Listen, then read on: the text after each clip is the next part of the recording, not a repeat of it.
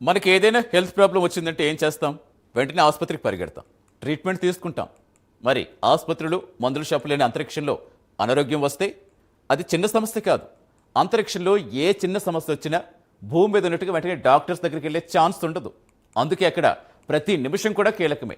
ఏ paracetamol వేసుకుని ఇక్కడ నిద్రపోయే సిచ్యువేషన్ అక్కడ ఉండదు. అత్యంత ప్రత్యేకమైన వాతావరణంలో నెల తరబడి జీవించే వారి ఆరోగ్యంలో అనేక సమస్యలు వస్తూ ఉంటాయి. రక్త ప్రసరణలో మార్పులు, హార్ట్ రేట్, ఎముకలు, ఇలా అన్ని రకాలుగా స్పేస్లో ఉండే వాళ్ళ ఆరోగ్యం ఎఫెక్ట్ అవుతూ ఉంటుంది. అలాంటప్పుడు స్పేస్లో వ్యోమగామికి ఒకవేళ హెల్త్ ప్రాబ్లమ్స్ వస్తే అసలు పరిస్థితి ఎలా ఉంటుంది? ఆస్ట్రోనాట్ల విషయంలో నాసా ఎలాంటి నిర్ణయం తీసుకుంది? ఆ మిషన్ను కొనసాగిస్తుందా, లేక ప్రాణభద్రతకే తొలి ప్రాధాన్యం ఇస్తుందా? అసలు వ్యోమగామి అనారోగ్యం నాసా నిర్ణయాలు ఒక్కసారిగా మార్చేస్తుందా? ఏం చేస్తుంది? అంతరిక్షంలో ఎమర్జెన్సీలు ఉంటాయా? భూమి నుంచి 100 కిలోమీటర్ల ఎత్తులో అనూహ్యంగా ఆరోగ్య సమస్య వస్తే వ్యోమగాములు ఏం చేస్తారు? దీనికి సమాధానంగా రీసెంట్గా నాసా తీసుకున్న నిర్ణయం కనిపిస్తోంది.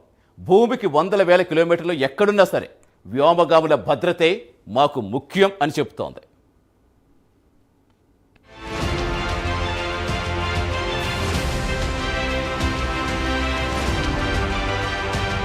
అంతర్జాతీయ అంతరిక్ష కేంద్రంలో అనూహ్య వైద్య పరిస్థితి తలెత్తింది. ఓ వ్యోమగామి అనారోగ్యానికి గురవడంతో నాసా అత్యవసర నిర్ణయం తీసుకుంది. మెడికల్ ఎమర్జెన్సీ కారణంగా నాసా ఈ ఏడాది తొలి స్పేస్ వాక్ షెడ్యూల్ చేసిన కార్యక్రమాన్ని చివరి నిమిషంలోనే నిలిపివేసింది.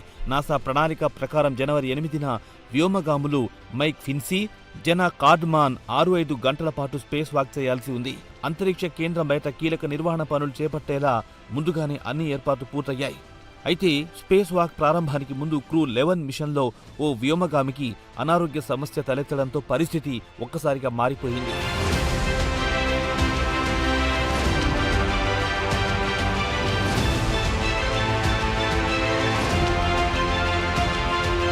అంతరిక్షంలో ఏదైనా తప్పు జరిగితే దాన్ని సరిచేయడానికి రెండో అవకాశం ఉండదు. అక్కడ ఒక సెకండ్ ఆలస్యం పెద్ద ప్రమాదంగా మారుతుంది.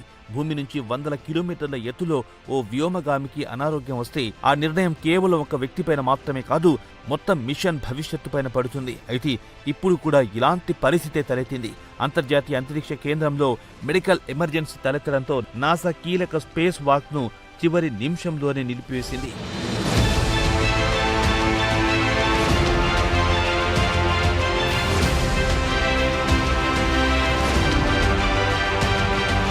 భద్రతే అత్యంత ప్రాధాన్యమని భావించిన నాసా ఎలాంటి రిస్క్ తీసుకోకుండా స్పేస్ వాక్ను నిరవధికంగా వాయిదా వేస్తున్నట్టు ప్రకటించింది. గోప్యత నిబంధనల కారణంగా ఆ వ్యోమగామి పేరు, ఆరోగ్యం, సమస్యకు సంబంధించిన వివరాలను నాసా వెల్లడించలేదు. అయితే సమస్య తీవ్రమైనది అయినప్పటికీ ప్రస్తుతం ఆ వ్యోమగామి ఆరోగ్య పరిస్థితి నిలకడగానే ఉందని స్పష్టం చేసింది. ఈ ఘటనతో క్రూ 11 మిషన్ షెడ్యూళ్లలో పెద్ద మార్పులు చోటు చేసుకున్నాయి. నిర్ణయించిన సమయానికి నెల రోజుల ముందుగానే వ్యోమగాములను భూమిదికి తీసుకొచ్చే దిశగా నాసా కసరత్తు ప్రారంభించింది. షెడ్యూల్ కంటే ముందే మిషన్ ముగించాల్సి రావడం అంతర్జాతీయ అంతరిక్ష కేంద్రం 25 ఏళ్ల చరిత్రలో ఇదే తొలిసారి కావడం విశేషం.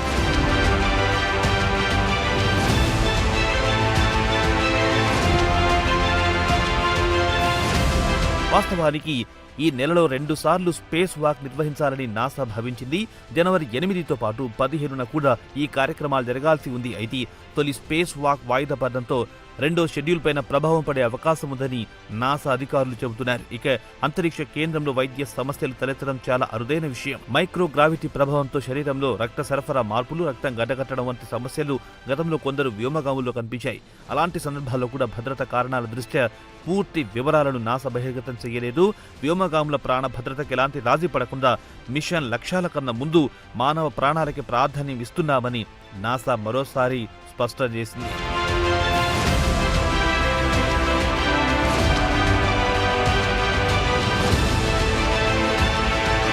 అంతరిక్షం అనేది ప్రయోగాలకు వేదికైన వ్యోమగాముల ప్రాణాలే తమకు మొదటి ప్రాధాన్యమని స్పష్టం చేసింది నాసా. ఒక స్పేస్ వాక్ మిస్ అయినా పర్లేదు, ఒక ప్రాణానికి ప్రమాదం వాటిల్లకూడదనేది నాసా విధానం. అందుకే షెడ్యూల్స్, మిషన్, టైమ్ లైన్స్ అన్నింటినీ పక్కన పెట్టి వెంటనే స్పేస్ వాక్ను ఆపేసింది.